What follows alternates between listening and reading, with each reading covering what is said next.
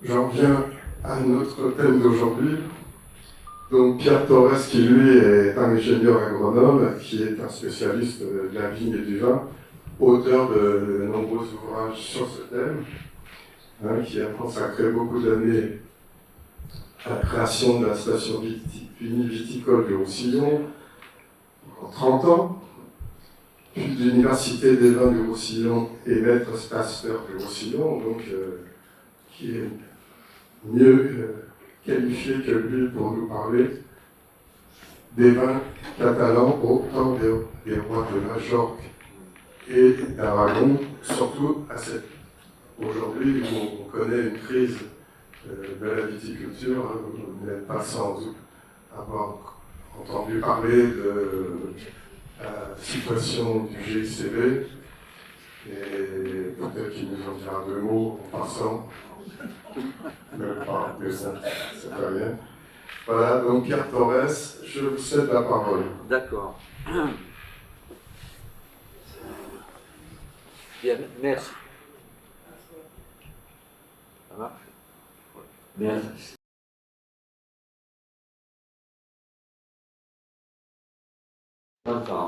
Et j'ai des difficultés d'oreille, donc c'est bien. C'est bon, c'est la bonne mesure. Hein? Bon.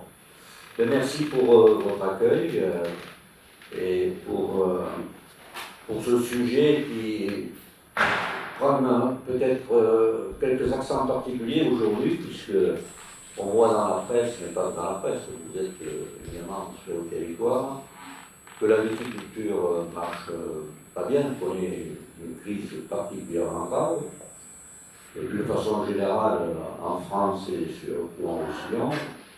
Et Banous, qui est ce grand vignoble plein de notoriété et qui a eu le succès que vous connaissez, n'est pas épargné non plus, puisqu'on voit qu'il y a des difficultés très importantes pour le revenu des vignerons. Voilà. Alors, pendant des périodes difficiles comme ça de crise, soit on parle de l'avenir, et moi j'ai pas choisi cette conférence en fonction de la crise, bien entendu, mais j'essaie de me raccrocher un petit peu aux conditions particulières d'aujourd'hui, et parler de notoriété et de succès commercial à une certaine époque, alors qu'aujourd'hui on connaît une crise importante, peut-être un gageur, mais en même temps, je pense qu'il faut se souvenir, il y a un devoir de mémoire, si on prend le problème viticole dans son ensemble, surtout dans une région viticole qui ne vit pratiquement que de ça, du tourisme maintenant, mais dont la base essentielle d'ADN a été justement ce vignoble fort connu. Je pense qu'il faut savoir se souvenir qu'à une certaine époque, il y a eu plusieurs époques, la grande époque des Hindous, etc., mais se souvenir qu'à une certaine époque, il y a eu des moments un petit peu de gloire, avec une certaine notoriété, avec des succès commerciaux, avec des réalisations. Alors j'ai voulu me pencher là-dessus, et puis surtout, je pense qu'il faut rendre hommage aux vignerons, parce que la viticulture existe ici depuis à peu près 2000 ans. 2000 ans de viticulture, ça laisse des traces. Ça ne laisse pas que des fiascos commerciaux, etc. Ça laisse des traces au niveau du patrimoine culturel également. Et se souvenir des moments où il y a eu des actes de développement, il y a eu des étincelles de notoriété, c'est aussi, je pense, rendre hommage à ce peuple vigneron dont vous êtes issus, plus ou moins tous. Et c'est pour ça que j'ai fait un petit peu ce travail de recherche. Et ce travail de recherche m'a amené à mieux comprendre un peu la viticulture. Autant j'étais parti pour faire un flash sur le Moyen-Âge, ici grosso modo dans le royaume de Majorque et d'Aragon. Et puis je me suis rendu compte que finalement, on y retrouvait même, on le verra petit à petit, l'ADN de notre vignoble. Voilà. Alors peut-être en rappel, je crois qu'on a pu là, et ça marche, rappeler que la viticulture est arrivée, c'est le vin qui est arrivé avant la vigne. Et on a quand même des informations précises, mais il y a eu une première vague, si vous voulez, d'installation du vignoble sur notre territoire dans la période de l'Antiquité. Et ça a commencé très tôt, du temps des Phéniciens. Alors, toutes ces données, on le sait, grâce au travail d'archéologie. Les archéologues sont très performants et arrivent aujourd'hui, le vin a voyagé en amphores. Et ces amphores, on trouve des traces de ces amphores, on trouve des débris. Et les archéologues aujourd'hui, ils sont capables de vous dire que telle amphore était construite à telle époque et pouvait venir de tel endroit.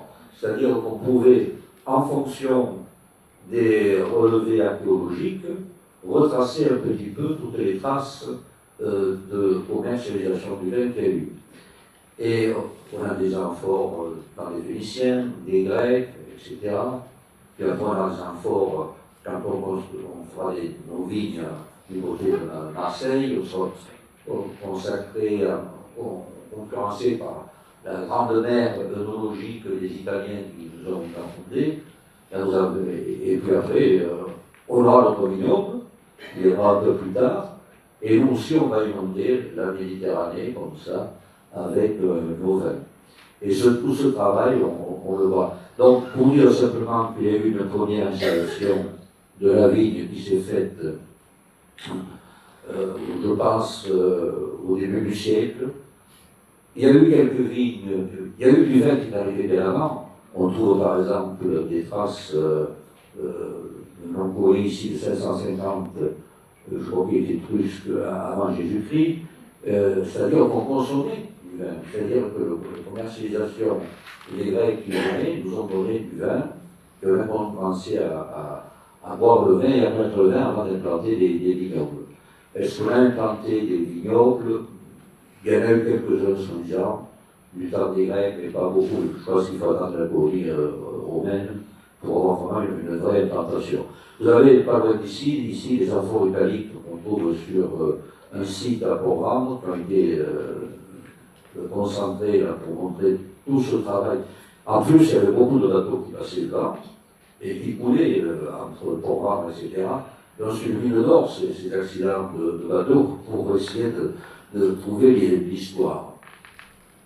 Voilà. La première vigne qu'on a trouvée, alors les vignes on ne les retrouve pas, on trouve des caves, hein, parce que la vigne, ça disparaît.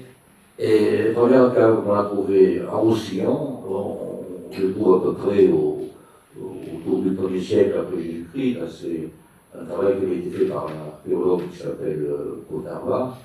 Et c'est le petit clos qu'on trouve à Perpignan, ça se trouve au niveau de la porte d'Espagne, de Beauchamp, vous voyez. Et là, on voit par exemple des doyums, on fait les doyums, c'est ces grandes récipients de terre cuite qui sont enterrés, et on retrouve ces traces bien alignées, et donc là, on est sûr qu'à partir du moment où on a ça, c'est quand on trouve des pépins de réserve, avec des particules de pépins de réserve, c'est une pressurage, je pense que voilà. Bon, on n'est pas là pour parler de l'Antiquité, sur le thème, c'est de ressauter un peu plus loin. Alors, en fait, il n'y a pas eu tellement de vignobles qui ont été implantés du temps de chez nous, voilà, quelques-uns. Et puis après, quand il y a eu la chute de l'Empire romain, il y a eu des invasions, les troubles, style invasion, guerre, etc., c'est jamais bon pour le commerce, c'est pas bon pour l'agriculture non plus. Souvent, il y avait des gens qui se sont retirés, et donc il y a eu toute une phase comme ça la viticulture est pratiquement disparue. Il faut attendre une deuxième vague d'implantation du vignoble. Il y en a à l'époque carolingienne. Et là, quand il y a cette époque-là, on a quelque chose à la fois d'installation des dynasties comtales, on en a plusieurs sur le territoire, et tout un tas d'édifices religieux qui vont de la simple petite église jusqu'à des abbayes plus prestigieuses. Alors pourquoi on parle de ça? C'est parce que, vous savez que la religion catholique a besoin du vin pour célébrer la messe, et donc il y avait cette habitude que chaque fois qu'il y avait l'implantation d'un endroit ou d'une institution religieuse, il fallait absolument avoir du vin. La seule façon d'avoir du vin, et la seule façon pratique, disons, c'était de le faire soi-même, c'est-à-dire d'avoir une vigne. Et c'est comme ça qu'on a trouvé comme ça des vignes un peu partout, à chaque implantation, que ce soit la petite chapelle, et puis bien entendu, il y aura ces amis prestigieux dont on va parler, et qui seront, qui seront vraiment des possesseurs de vignobles et des créateurs de vins, dont certains sont d'ailleurs très célèbres. Le vin, c'était donc pour la messe, mais également, c'était pour accueillir le voyageur. Parce que toutes ces fonctions, on les retrouve, et on retrouve en même temps des fiertés un petit peu. J'allais dire, j'ai trouvé des écrits où certaines abbayes se concurrençaient au niveau de la qualité du vin pour attirer un petit peu, j'allais dire, le client. Non pas forcément le client, mais le pèlerin, attirer, etc. Et d'ailleurs, il y a des abbayes qui ont donné des noms célèbres en Bourgogne, etc., sur les vins. Et c'était important, et puis il y avait un petit peu, si vous voulez, des échanges qui se faisaient comme ça, à travers ces pèlerinages, pour comparer les vins en disant à tel endroit, il y aura tel type de vin. C'était un peu les réseaux sociaux de l'époque, il n'y avait pas Internet, et voilà. Les réseaux sociaux, c'est souvent comme ça, des dires de pèlerins qui allaient d'endroits religieux à endroits religieux, etc. En même temps, ces institutions religieuses ont bénéficié de nombreux dons, c'est-à-dire qu'il y avait, si vous voulez, des dons de terres, de fonciers, et là, ces fonciers, il y avait pas mal de vignobles. On faisait ça pour attirer les bonnes volontés célestes. Hein, je vous rappelle ça, le trafic des indulgences, non, c'est pas ça,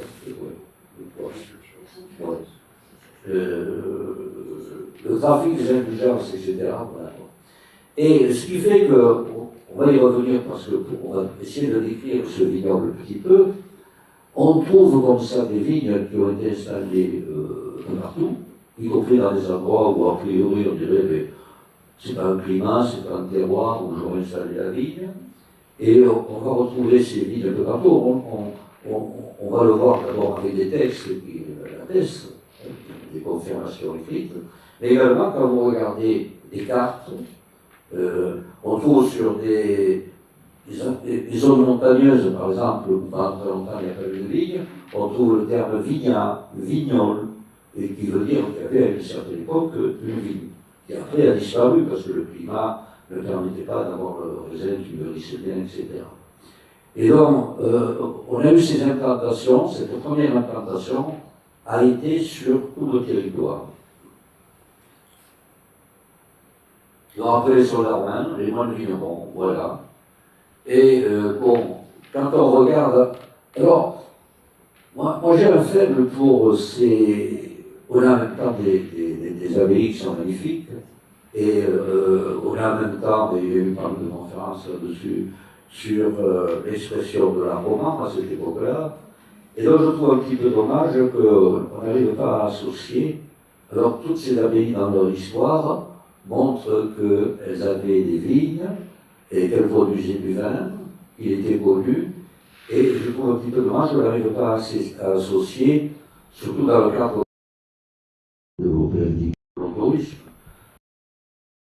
surtout dans les Albert, on pouvait faire le vin et l'art roman.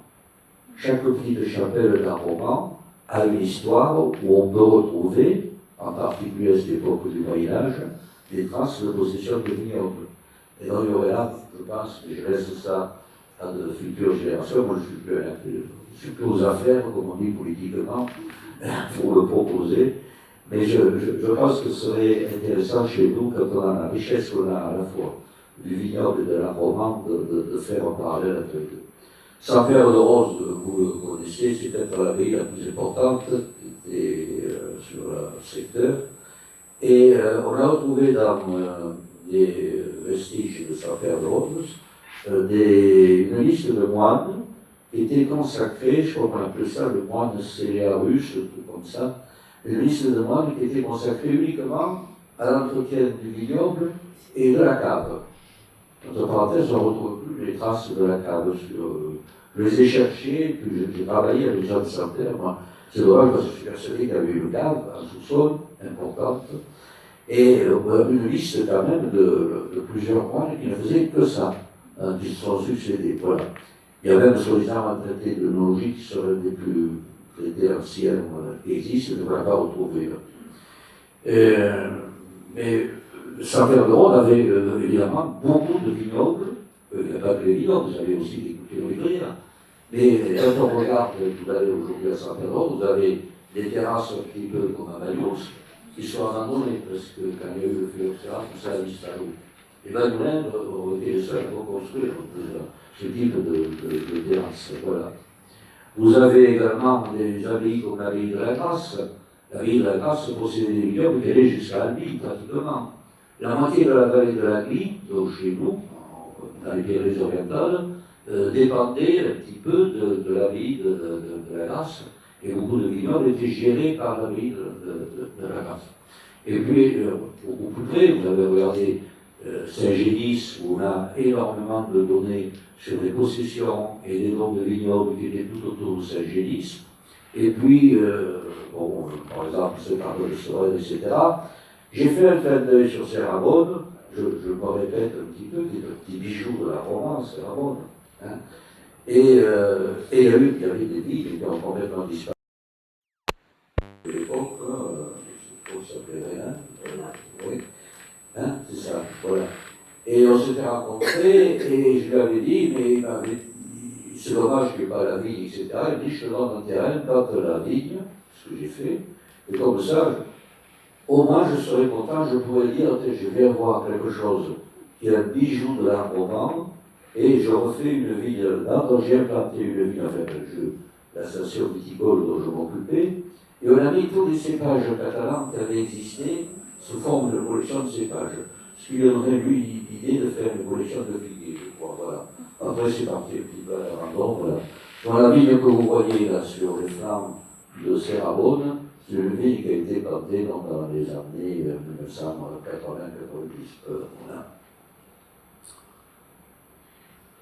Et puis, c'est difficile de parler des ordres religieux sans parler des Templiers, surtout à Bagnols, où il y a le mot Templier qui figure un petit peu partout, y compris dans la grande cave là-bas, en montant.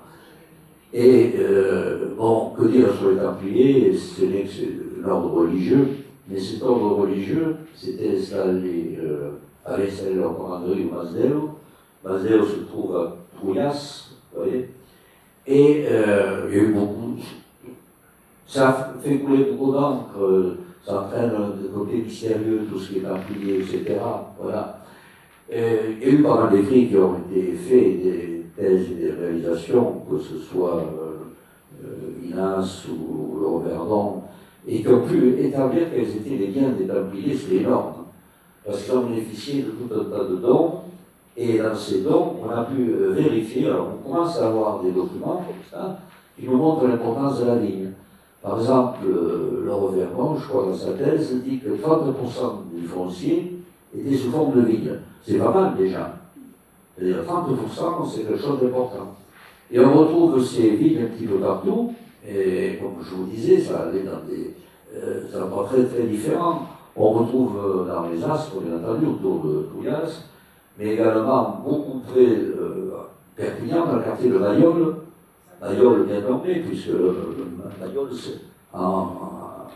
désignait à l'époque une jeune vigne, une jeune plantation. D'ailleurs, les viticulteurs de Mayol le savent bien, puisqu'il y a un insecte particulier ici qu'on retrouve pratiquement qu'à Mayol, qui mange les jeunes pousses qu'on appelle le Mengenayol, je crois.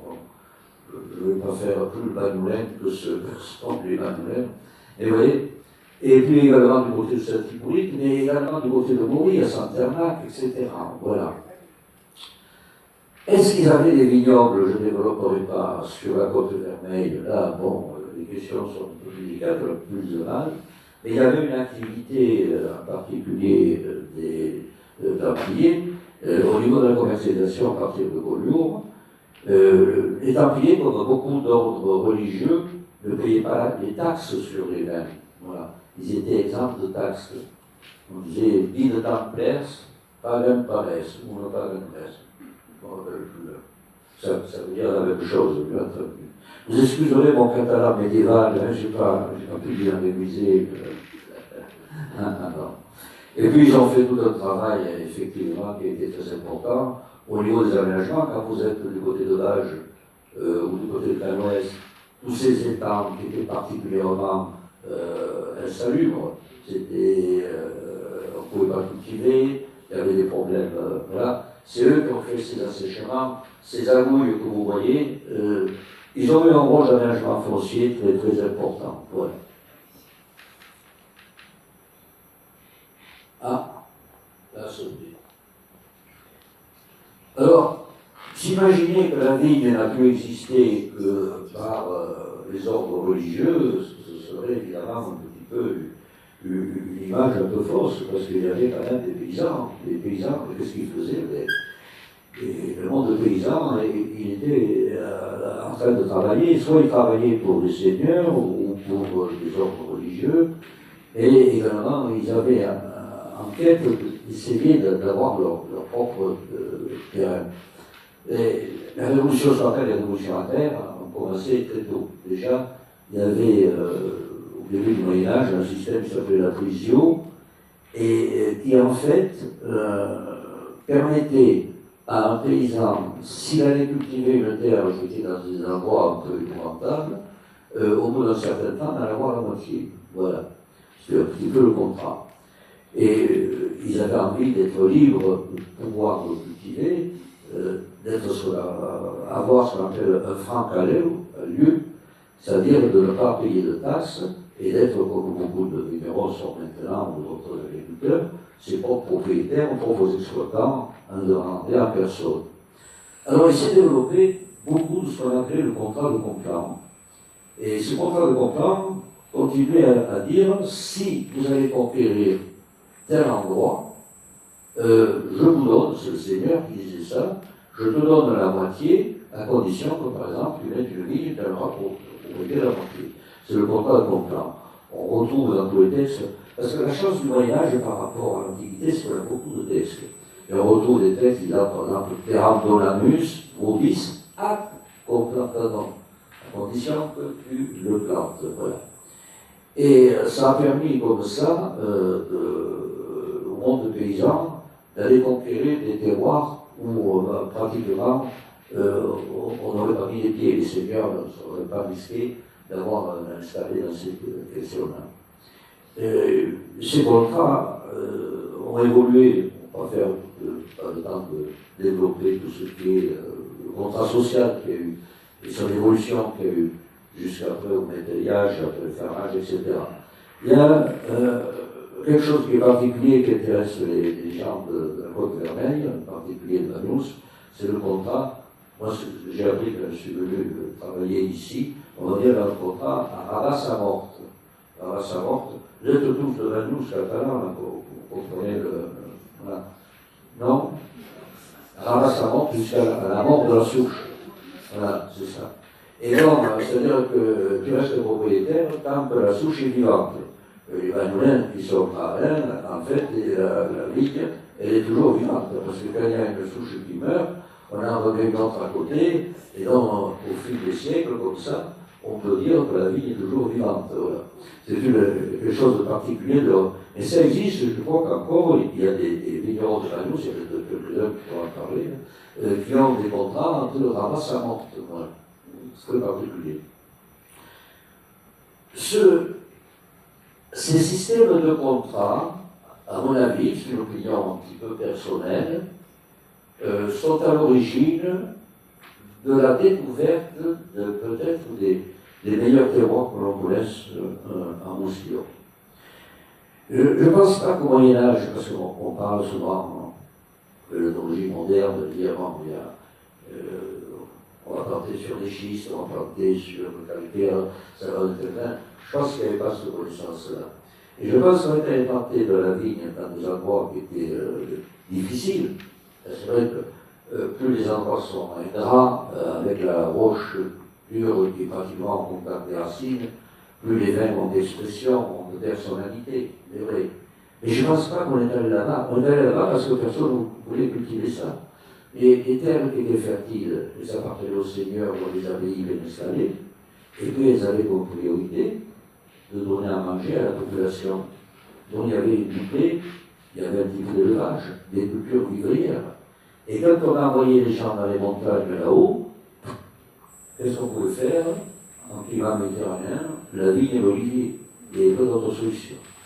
Dans ces créations de vignobles dans des terroirs comme le Haut-Dopoul, Caravani, etc., et puis Bagnous, bien entendu, quand on voit le terroir sec, le terroir aride, c'est dû également au travail des paysans. Ce n'était pas ces paysans, ils ont eu le bravoure extraordinaire, mais en même temps ils étaient intéressés pour pouvoir avoir une propriété, mais s'il n'y avait pas eu ces paysans, on n'aurait pas eu ces installations de vignes dans des terroirs que je trouve sont parmi les terroirs les plus expressifs et dans les vins de meilleure qualité.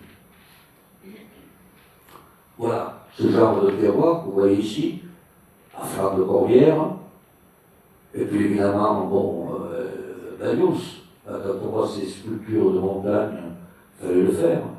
Pour le travail, je vais dire de Romains, non, puisque on est plus chez les Romains.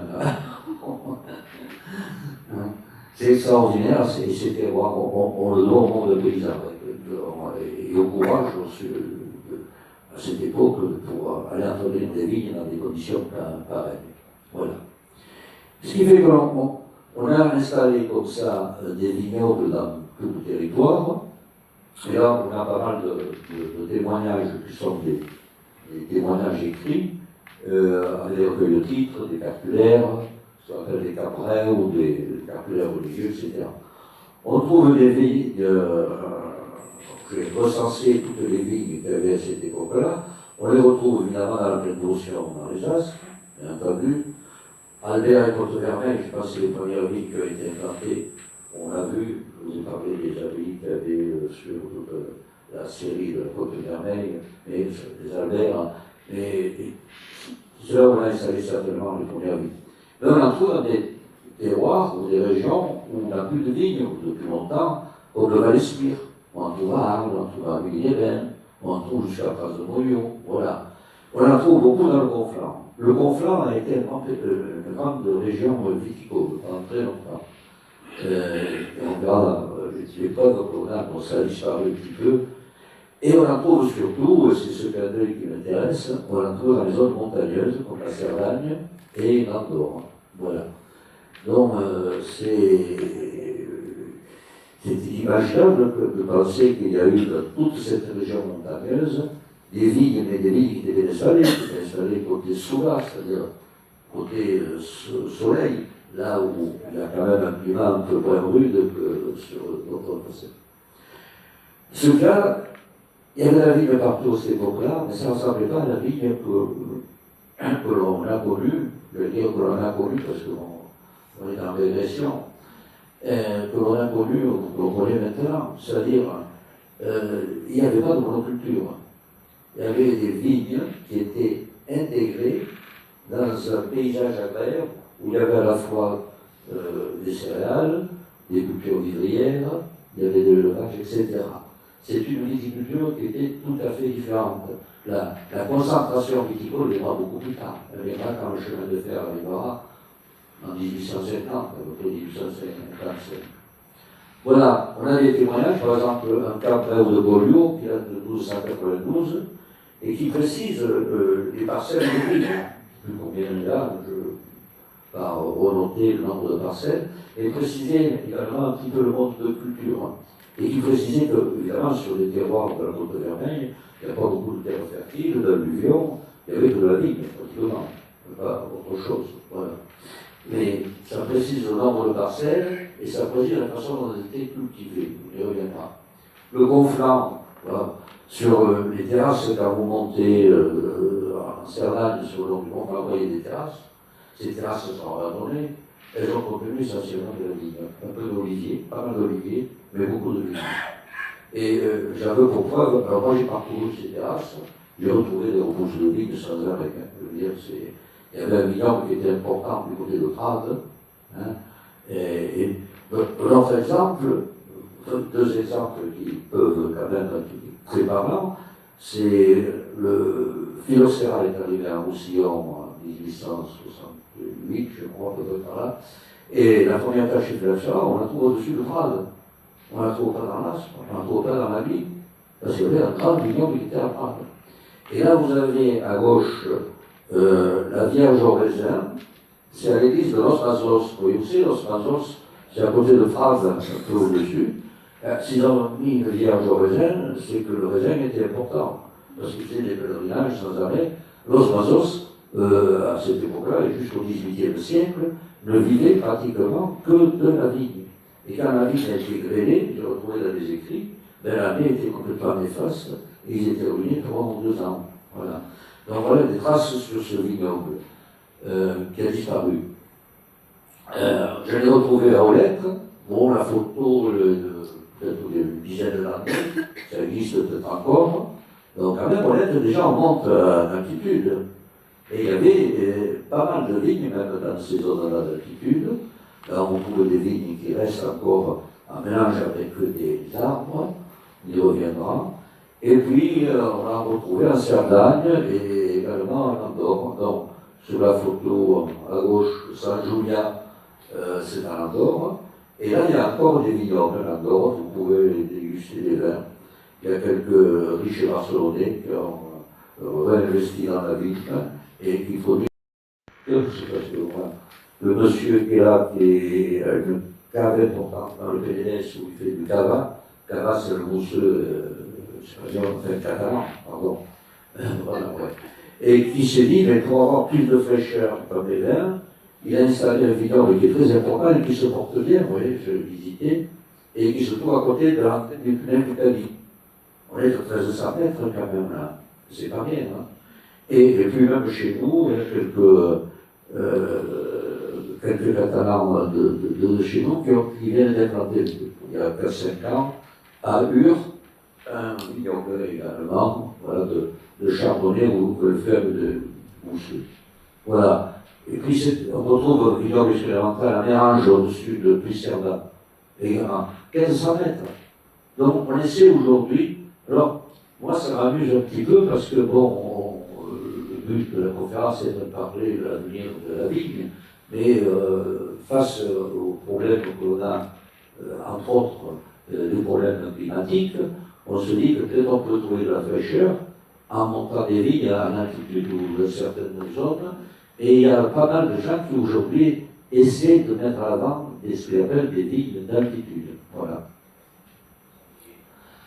L'autre preuve de l'importance de la vigne dans cette époque médiévale, c'est toute l'iconographie qu'on peut observer. Elle est très riche et en même temps très agréable à voir et imaginative.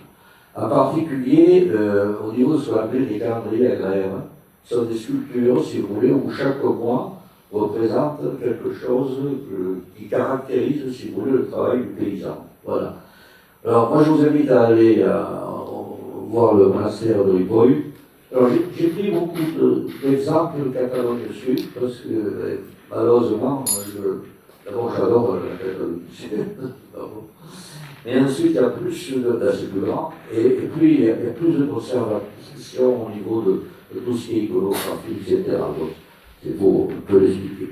Allez au monastère de Ripoll, juste à l'entrée du monastère, datant du XIIe siècle, vous avez tout un calendrier agraire, et là on voit par exemple c'est le mois d'août, c'est-à-dire qu'on a 2 paysans qui sont en train de préparer les flux par rapport à entrer à la vendange. Voilà. Alors, on avait ça aussi chez nous, et bon, j'ai discuté un jour avec les responsables du club de l'aide, j'ai dit, mais on l'avait, mais on l'a vendu. C'est-à-dire que chez nous, on a pas mal de trucs qu'on a vendus un peu partout.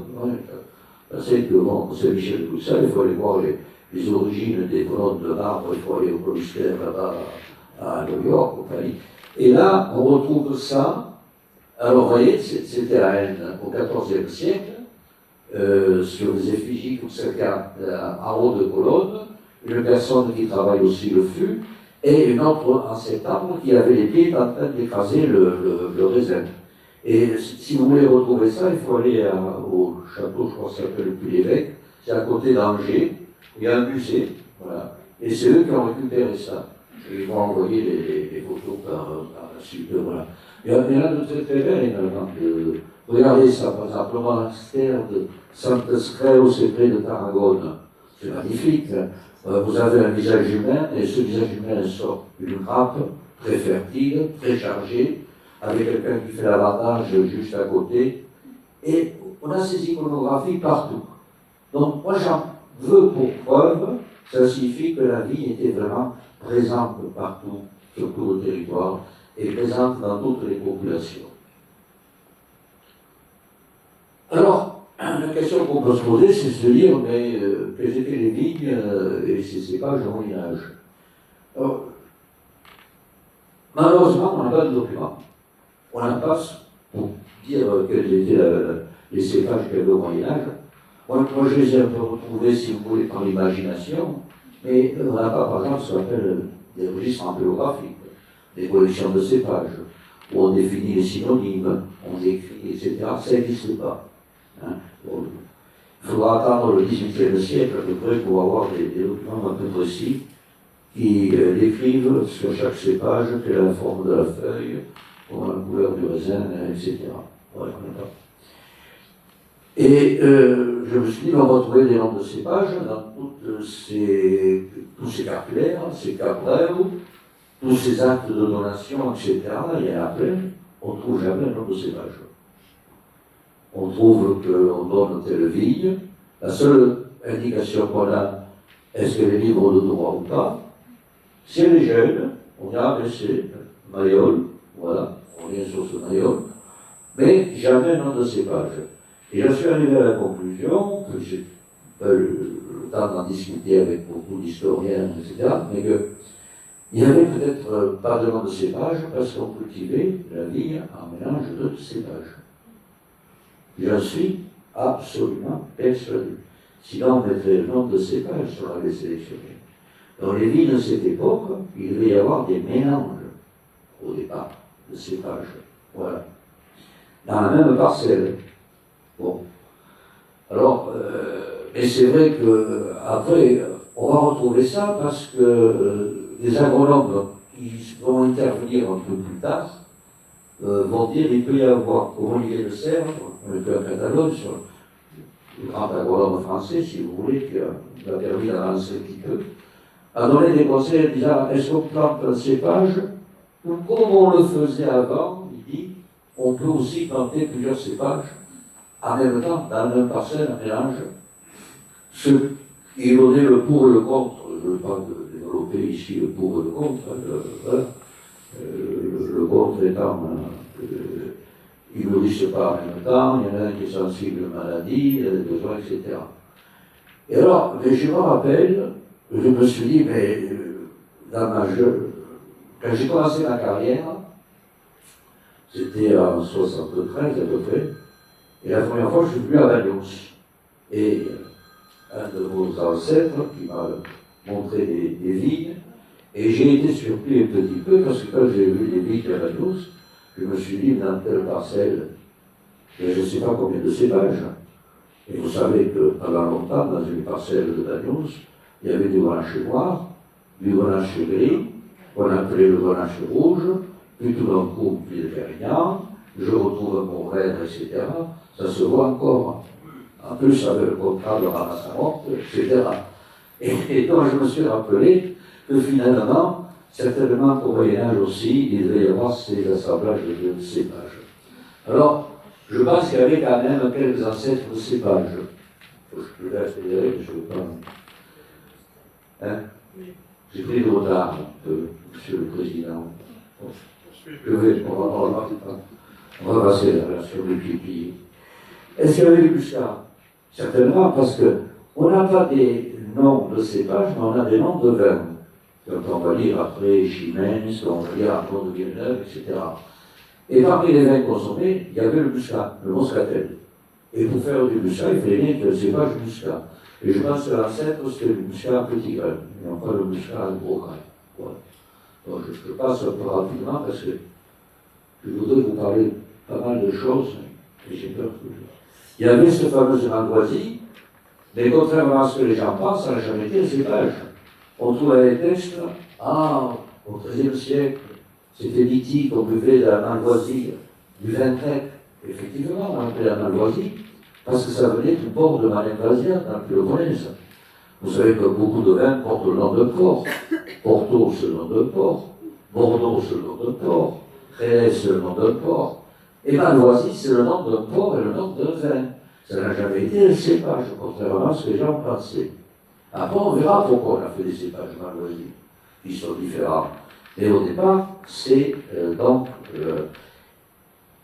on importe ça, et puis je pense qu'ils ont voulu copier ce type de vin grec. Et j'ai retrouvé des textes des Almogavar, vous savez, ces guerriers catalans redoutables, et qui sont revenus de Grèce, qui sont pas revenus à des serments, sont revenus avec une méthode de faire du vin de Malvoisie.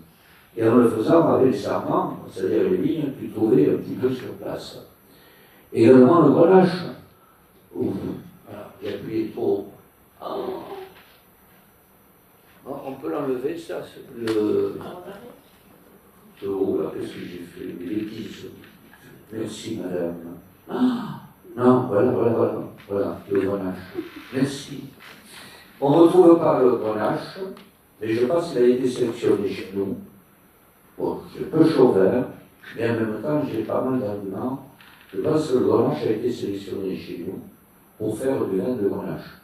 Parce que pendant longtemps, quand on regarde les textes ici, on connaissait du vin de Vernaccia, du vin italien, nous.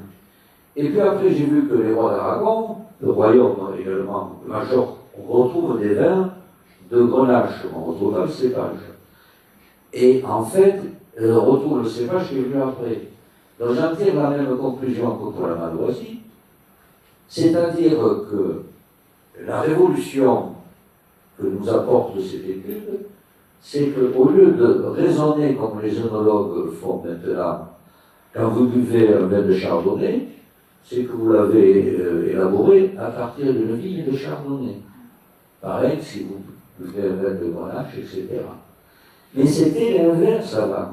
On buvait un vin et on essayait de trouver un cépage qu'on appelait du nom du vin pour justifier de faire ce vin. Je ne sais pas si je me fais bien comprendre. Vous m'avez compris là ou pas? Parce que je ne suis pas fou. Hein? Je vous l'avez compris à la fin, hein, je vous connais. Voilà. Bon. Voilà.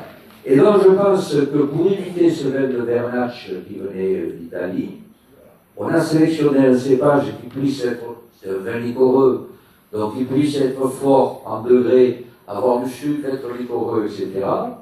Et on a sélectionné les grenaches. Et on a appelé ça le grenache. Et on retrouve dans la littérature espagnole et catalane la synonymie que l'on a des fois, sur le dictionnaire antillonimique catalan, entre Garnache et Vernaccia. Donc, ça, on retrouve bien un petit peu le sens que j'essaie de développer. On a copié des vins et on a créé des cépages pour copier des vins. Voilà. Et, alors je me dis, est-ce que ces cépages existaient au Moyen-Âge? Quand on regarde les textes, on voit que, par exemple, on a des expéditions de vin grec. Alors, vin grec ou Malvoisie, c'est un peu pareil. Et les vins de Vernaccia à partir de la Catalogne. Bah, il y a deux solutions. Soit on les avait importés, parce qu'au début, on les avait importés, et on les réexpédiait vers les Flandres. Soit, je pense, on les fabriquait nous-mêmes. On les a importés, on les a appréciés, on a connu, on s'est intéressé comment on les fabriquait, et puis on les a fabriqués avec les cépages qu'on avait. Voilà. C'est une expédition de vin élaborée à Catalogne. Il y avait donc certainement déjà ces cépages. Comment la ville était cultivée? Comme je vous dis, on n'a pas tellement décrit. Si sur le cap Torreo de Collioure, je crois que sur 700 parcelles, il y en a 12 qui sont en train. Et quand on regarde l'iconographie, on trouve des vignes en train, comme vous voyez, mais également on trouve des vignes qui sont en forme basse. C'est notre gobelet, ces formes basses. C'est exactement le même gobelet qu'on utilise ici dans nos vignobles. Hein, voilà. Donc, ce qui est sûr, prenant quand même, on avait souvent des vignes qui étaient complantées avec des arbres. Ce qui, pendant longtemps, chez nous, a été proscrit, en particulier dans les vignes d'appellation. Moi, je me rappelle, au début de ma carrière, j'étais le premier, j'ai changé d'opinion un petit peu, mais bon, au début de ma carrière, à faire la guerre aux gens qui voulaient faire du fric en mettant à la fois des abricotiers et de la vigne, l'abricotier en menant le fourrier, et je me disais, oui, mais au mois de mai-juin, j'ai une récolte d'abricots, et si après je peux avoir des vins doux au mois de septembre, je me fais à la fois les vendangeurs, comme ça, et la maison. Bon, voilà, ça existait. Alors j'ai retrouvé un petit peu, toujours dans le Conflans, hein, je ne sais plus où c'est que. Bon, c'est dans le Conflans, pardon. Mais dans tous les textes, on trouve souvent, quand on décrit une vigne, vigna cum arboribus. Quels étaient ces arboribus? Ben, on se trouvait. Là, sur la montagne, on a des pommiers, mais je pense qu'il y avait pas mal, où il y avait à la fois des oliviers. Il y a eu un mélange, c'est pas vrai, une association, voilà. Alors, on va y revenir là-dessus un petit peu. Voilà.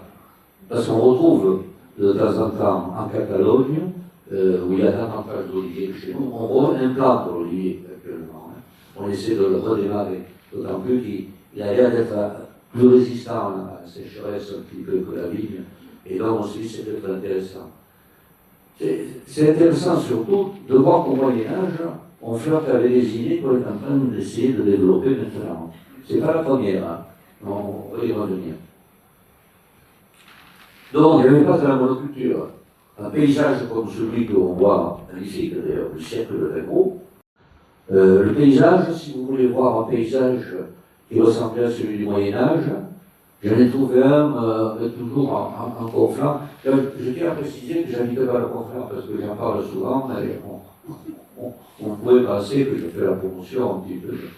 Non, voilà la chapelle de Villeille à Rigarda, hein, pas loin de Prades. Ça m'a intéressé parce que j'ai vu ça, je me suis dit, mais je me retrouve au Moyen-Âge, là, je me retrouve à côté d'une chapelle, des vignes, et des vignes également plantées avec des arbres sur une parcelle, et puis à côté des champs de polyculture, et la forêt qui est tout à côté. Je me suis dit, c'est un paysage du Moyen-Âge, voilà. À faire une photo, c'est tout à fait. Ça ressemblait à ça. Alors, quels étaient les vins du Moyen-Âge? D'abord, la vinification. Ce qui a changé énormément à partir de cette époque-là, c'est l'arrivée du bois. C'est-à-dire que pendant toute l'Antiquité, le seul matériau qui est en contact avec le raisin et avec le vin, c'est la terre cuite. Et tout d'un coup, là, on va généraliser le bois, jusqu'à ce qu'arrive après le béton pour faire les grandes cuves, mais il faut attendre le XXe siècle à peu près. Et bon, ceux qui connaissent un petit peu le vin, si vous mettez le vin dans une jarre terre cuite, et le même vin, si vous le mettez dans un fût avec du bois, il n'a pas le même goût.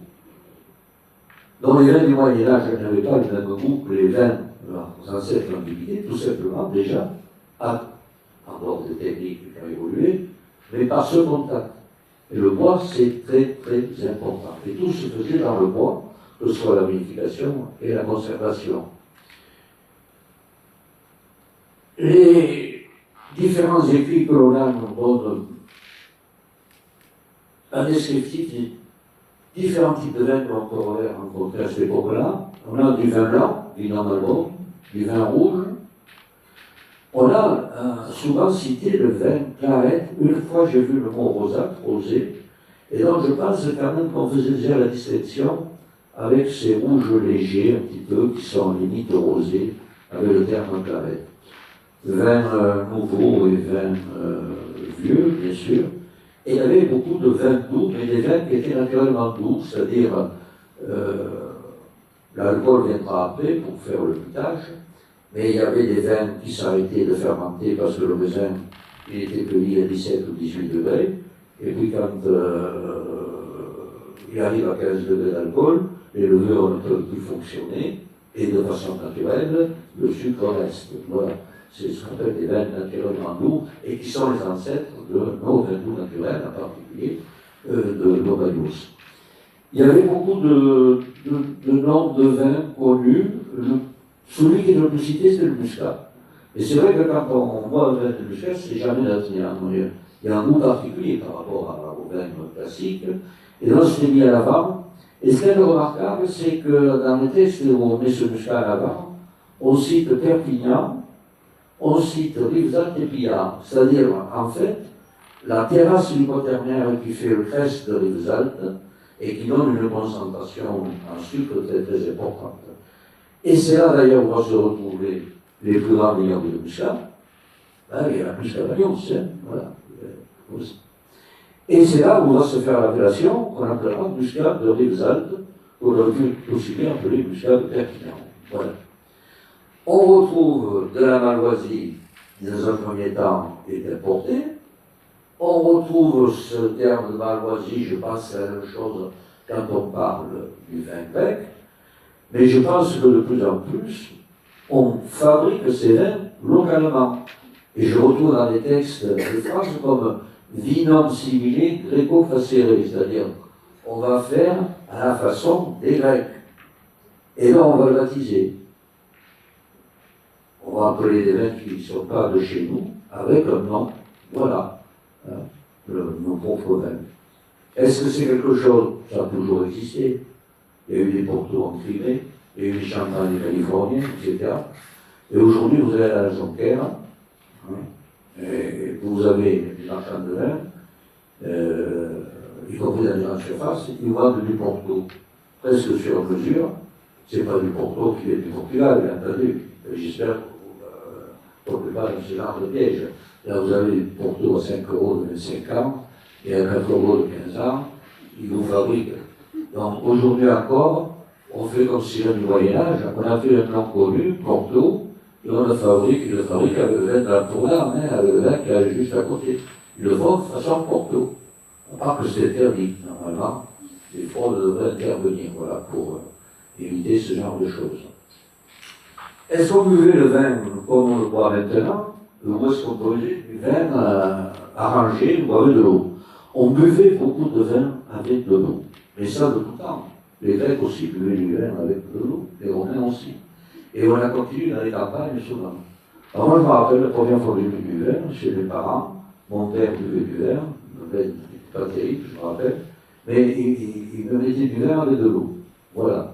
J'ai commencé ma carrière avec un verre de vin et d'eau. Et j'étais jeune, voilà. Et ça a duré. Et une petite anecdote vraie, pour vous dire cette affaire, vous avez tous connu l'histoire de vin avec de l'eau.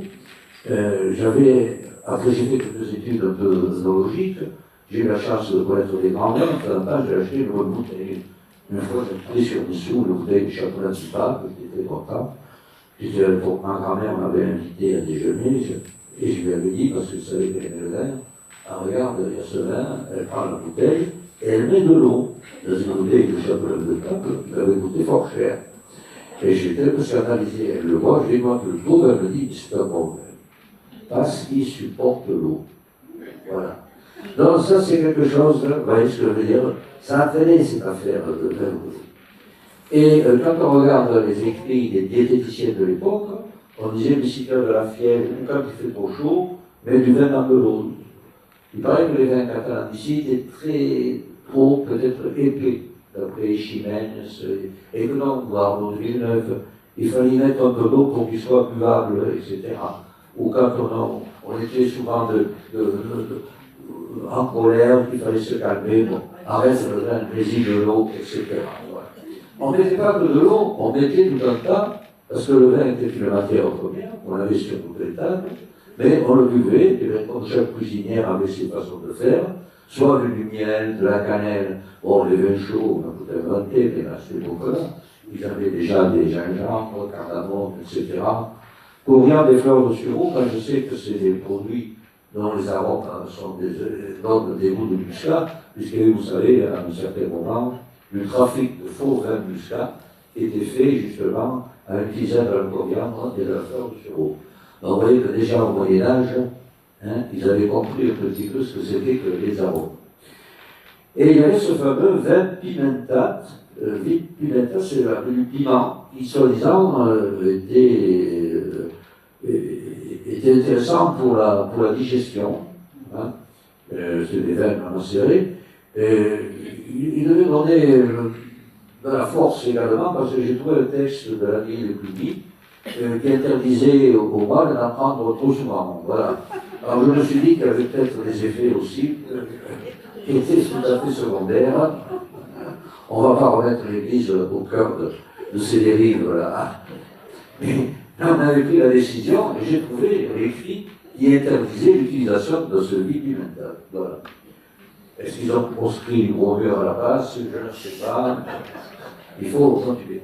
Et puis finalement, on mettait tout un tas de choses, et je dis qu'on a créé à cette époque-là les ancêtres de ce qu'on appelle le sangria, ou de ce qu'on appelait les apéritifs à base de vin, que ce soit les martinis, tout ça était déjà un petit peu dans les maisons, chez des gens qui s'intéressaient au vin, de faire des associations avec les fruits, etc. Voilà. Alors, il y avait surtout une préférence pour le vin catalan, c'est-à-dire qu'on interdisait sous les rois de Majorque, à Collioure, il y avait ce qu'on appelle le privilège des vins de Collioure, avant qu'il y ait le privilège des vins de Bordeaux, et maintenant qu'il y ait le privilège de Trump avec les vins californiens. Hein. Vous voyez que bon, on avait déjà à l'époque le souci d'avoir des protections en évoquant des termes fiscaux. À Collioure, personne n'Espagne, non push apportar vin Espagne. C'était interdit à peu près. Voyez. Bon. Et on a créé au XIVe siècle, on parle des fois de la commande majeure de Roussillon, qui est une confrérie, c'est créé par Pierre IV d'Aragon, l'ordre des gardes du privilège, c'est-à-dire qu'il fallait faire la chasse à tous les vins qui étaient importés. Moi, ce que je trouve quand même pas mal, c'est que on retrouve dans les textes où on voit des vins qui sont mis sur des tables royales, y compris des tables royales aragonaises, c'est-à-dire à une époque où l'Aragon était très important, et il y avait des vignobles du côté de l'Aragon, par exemple, qui étaient importants. On retrouve des vins qui sont demandés, et en particulier le vin de Muscat. Voilà. El Millor Muscat, Quessiga Perpignan, etc. Et le vin de Muscat du Mas de la Garrigue de Rivesaltes. Il y a de nombreuses commandes sur ces vins catalans, ces vins de Roussillon, y compris de l'autre côté de la frontière. Voilà. Et on retrouve également des exportations avec le Moscatel de Cléra, toujours pareil, le Muscat de Rivesaltes, pour le pape Benoît XIII, qu'on appelait le pape Lune, l'antipape, en Avignon. Et puis des tonneaux de Muscat qui partaient souvent de Collioure en destination des Flandres. Donc, on a une notoriété qui va quand même au-delà de la Catalogne, de l'Aragon. On commence à avoir des expéditions qui sont relativement importantes, relativement importantes par rapport au vignoble de l'époque. Ce n'est pas forcément un vignoble, mais il était partout, et sous forme disséminée, ce vignoble, et avec des petites unités. Et certainement, on n'a pas de notion, mais les rendements vont être très faibles. Alors, moi je parle il n'y a pas de notoriété, il n'y a pas de notoriété de vin, s'il n'y a pas des prescripteurs ou des grands noms. Bon, encore une fois, j'avance un petit peu l'opinion personnelle, Bagnos, il y a eu des grands noms. Bagnos a été le vin le plus connu, mais vous avez eu des grands noms. Vous avez eu la Vérousse, mais quand même, il fallait le faire. Hein. Et puis après, qui c'est qu'il y a eu un pharmacien, et le docteur Parcel aussi, voilà. Bon, vous savez, à Bagnos, vous marchez à l'envers, vous avez commencé par le curé et vous avez fini par le docteur. Normalement, on commence par le docteur et on finit avec le curé. C'est comme ça. Et on a eu la chance d'avoir chez nous deux grands noms qui sont Arnaud de Villeneuve, vous en avez entendu parler. Il y a la cave coopérative qui connaît quelques difficultés à Rivesaltes, c'est Arnaud de Villeneuve, c'est la même difficulté que le GICV. Voilà, c'est Arnaud de Villeneuve, il était médecin, il était diététicien, enfin c'est le médecin des têtes couronnées, des papes et compagnie, voilà. Et ça a été quelqu'un de très connu. Ce qui est intéressant, c'est qu'il s'est intéressé à la distillation, en particulier parce qu'il avait été souvent en contact avec les Arabes. Les Arabes étaient des maîtres au niveau de la distillation pour les parfums. Et lui, il s'en servait pour faire des eaux de vie et des eaux ardentes. C'est-à-dire que quand on a de l'alcool, on arrive à dissoudre et à extraire par rapport à des plantes beaucoup plus que si vous le faites par rapport avec de l'eau, c'est évident. Et il s'est intéressé effectivement à cet alcool par rapport au vin. Ce qui fait que, on dit souvent, c'est le père des vins naturels. Alors, c'est un des premiers qui peut-être s'est intéressé à l'association alcool et vin. Je ne suis pas sûr qu'il ait compris le problème du mutage et que ce soit vraiment le principe. Mais bon, on dit que c'est le père des vins naturels, vous savez ce que c'est, hein, c'est comme dans le film qui a tué Liberty Balance, le film de John Ford. On dit que quand la légende est plus belle que la vérité, il faut imprimer la légende. Bon, on va imprimer la légende sur Arnaud de Villeneuve, voilà. Mais il a peut-être fait ce type de vin naturel, mais au fond de son laboratoire, il n'y avait pas de grande distillerie pour pouvoir se permettre de faire des mutages à l'alcool comme on le fait maintenant.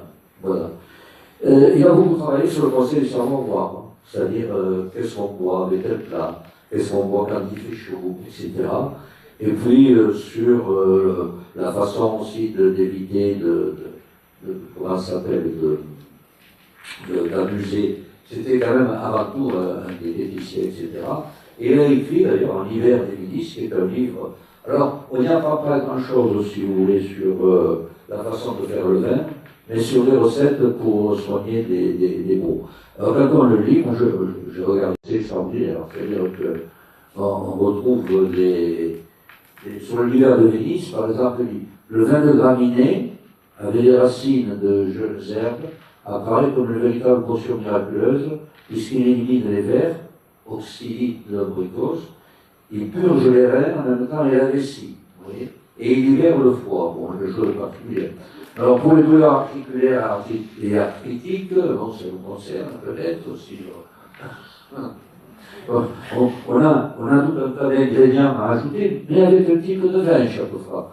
Donc, je vous incite, si vous avez parlé de ça, certainement, quelques douleurs dans l'articulation et autres, à essayer de voir si le Bagnon, c'est quelques graminées bien sélectionnés, vous pouvez trouver votre bonheur. Voilà, un petit peu, il s'est intéressé au plusieurs vins.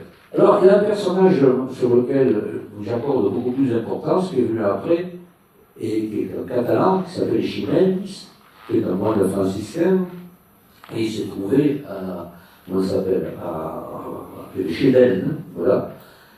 Et il a écrit beaucoup de choses. À cette époque-là, souvent, il y avait plusieurs fonctions.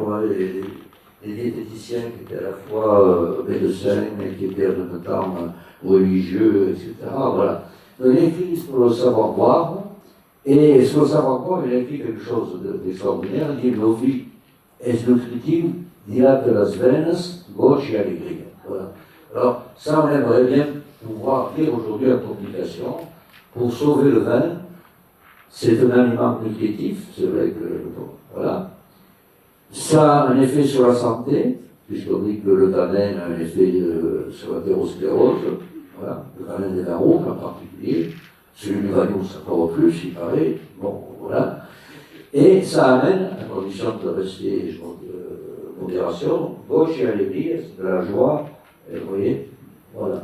Donc, quelque chose d'assez miraculeux. C'est quand même un diététicien et un théologien qui raconte ça. Voilà. Et moi, ce qui m'a intéressé, c'est que quand il s'est intéressé au vin, c'est le premier qui fait des cours de dégustation. C'est-à-dire, jusqu'à cette époque-là, 1400, je n'ai pas pu retrouver des textes où on apprenait à déguster. Et quand vous lisez Ximénez, il dit, si vous voulez avoir le plaisir du vin, moi c'est ce que j'ai enseigné, puisque j'ai passé mon temps à faire des cours de dégustation, hein, et à enseigner justement quelle était l'analyse sensorielle pour augmenter le plaisir du vin, savoir capter un arôme, l'associer à tel plat, etc.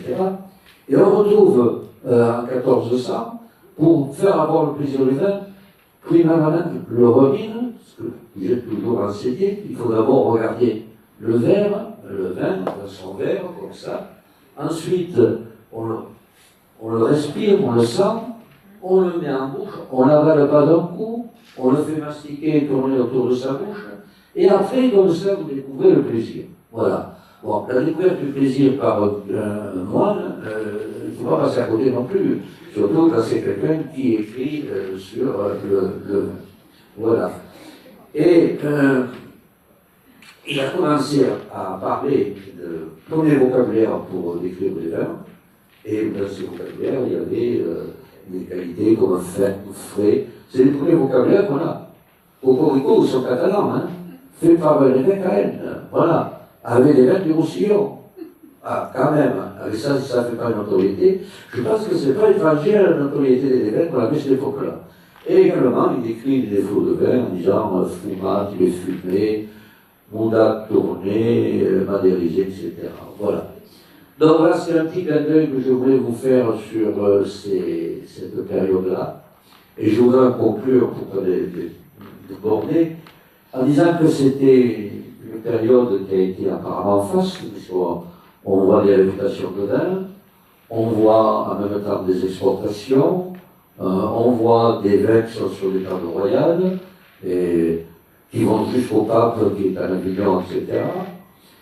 Mais je dirais que ça a été l'époque aussi où on a fait la conquête de ces vins d'exception et les terroirs qu'on revendique, qu'on va revendiquer après avec les appellations, en 1936, quand le mot apparaître, c'est des terroirs qui ont été conquis par cette présence paysanne de cette époque, qui était allée chercher un peu partout pour se rendre maître et avoir la possession du lit. Voilà.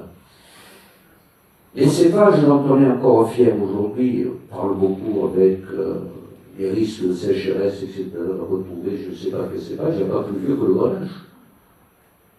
On a ici, et les champions du grenache sont des Vagnolins, si vous avez d'autres découvertes du grenache, vous avez fait tout le type de vin avec le Vagnous, avec le grenache, vous avez fait des rouges, vous faites des grands plats maintenant avec le gris, vous avez fait des vins doux, et ça a été créé, ce grenache, en pleine période médiévale. Donc on est dans le berceau, si vous voulez, de notre viticulture. On est, à travers cette période du Moyen-Âge, pour moi, il y a l'ADN de la viticulture, en particulier de celle de Vanos que vous avez. Et la tradition qui a aussi maintenu pendant très longtemps, c'est qu'on voit qu'il y avait une diversité des vins, y compris des vins à partir desquels on fabriquait d'autres apéritifs. Et quand on y réfléchit, finalement, on s'aperçoit que c'est ce qu'on a fait. S'il y a un endroit où il y a des diversités de vins, c'est bien un petit peu chez nous. On a toujours été habitués par nos vins naturels à faire vins naturels et vins secs. On a été habitués à faire des vins de couleurs différentes. Mais ces apéritifs à base de vin, on a été parmi les premiers et les plus connus. Le dire, c'est quoi? Et ça a été le premier apéritif consommé au monde, à un certain moment. Consommé en France, fait à Roussillon, sur des recettes finalement que l'on retrouve au Moyen-Âge pour se faire plaisir avec le vin. Oui. Donc, je pense qu'on avait cette prémisse de variation, et puis après, le département, il y a eu une période de notoriété que l'appelle les Trente Glorieuses avec les vins naturels, parmi les vins naturels, il y a le Vagnous, mais ces vins naturels sont plus ou moins nés dans l'esprit. C'est pas le baptême d'Arnaud de Villeneuve, dont je raconte la légende, mais ils sont nés dans l'esprit un petit peu de ce qui a été fait au Moyen-Âge. Et alors, il y a encore quelque chose peut-être de plus important pour moi, je ne sais pas si ça y est fait, non, ça y est pas. C'est qu'à un certain moment, on se dit, mais face à comment ça s'appelle, de vignes, pas sur plusieurs cépages, mais avec la présence d'arbres. Et c'est-à-dire peut-être se sortir de cette monoculture intensive qui a entraîné des maladies, qui a entraîné un manque de biodiversité. Et aujourd'hui, quand on discute aller faire de la lutte intégrée dans la vigne à côté d'un champ de potager, vous voyez, il y a quelques exemples qui se font, on joue un petit peu. Mais finalement, c'est quoi ça? C'est la viticulture du Moyen-Âge. Je vous remercie.